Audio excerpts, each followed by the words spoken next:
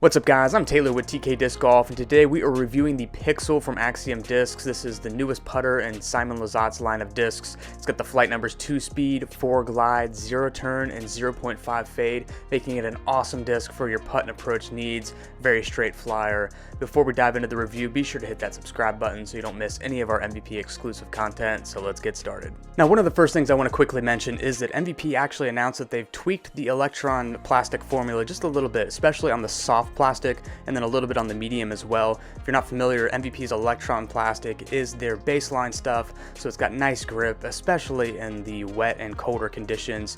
It does beat up pretty quickly, so you will want to be able to cycle these putters out, but that's honestly a good thing.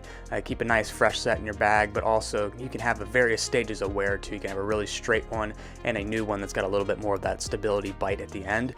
But the soft blend here, you can tell that it's got some nice softness.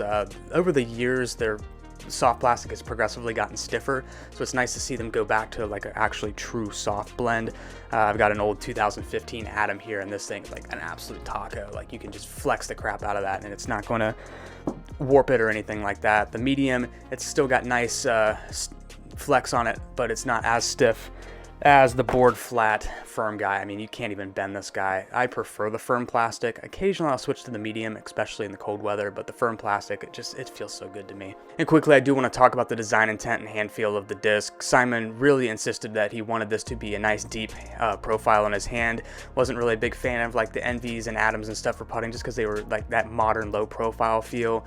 He was used to using like the P2s and P1X with Discmania, so when coming over to MVP, the ion and the anode were obviously his first choices, but there were some things he wanted to tweak, the inside rim being one of them. The ions and anodes have a rounded inside rim, versus this, he wanted to go back to the traditional like 90-degree angle, so when his hand sits on the inside, it just felt nice and classic to him.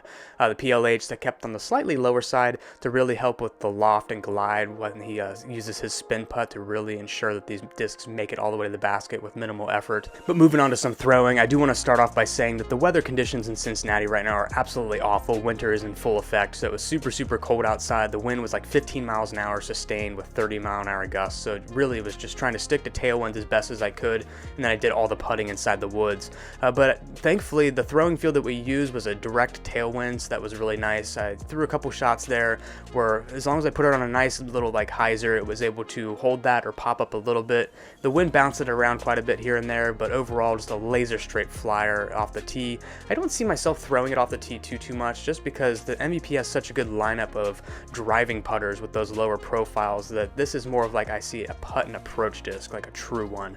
So I'm really going to stick to, I think, 150 feet, maybe up to 200 foot, depending on the circumstance. And then for putting, I'm going to experiment with it as well. But moving on to the putting portion of the video, this is obviously what Simon intends to use the Pixel for, is his main go-to putter from all distances, and that's exactly what it was designed for. I will start off by saying that I have been putting with the Ion from MVP since 2012, so for me, the Pixel felt very familiar yet still foreign. And the thing with me is, like, if I feel a new putter in my hand, I know it's not an Ion, and it's a mental thing, and I start missing every single putt for some reason. However, with this, I was putting really well despite how cold it was and the wind. All that didn't matter, because this thing just felt so comfortable, and it was just point and shoot. The Ions that I have in my bag, I think, are about 5 years old, so I haven't cycled a new set of Ions in my bag for many seasons. So I think I'm already used to a very beat to crap Electron Ion that just flies super straight compared to a fresh one. So the Pixel right out of the box, stability wise, was very close to the beat up Ions that I've already been using.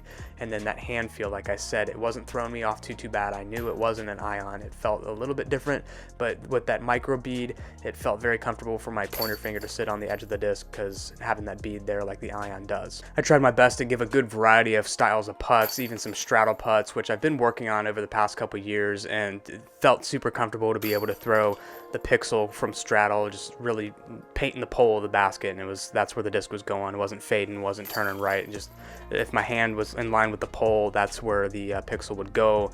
Uphill, no problem. I was able to pick my aiming point, and it just glides all the way up and into the chains.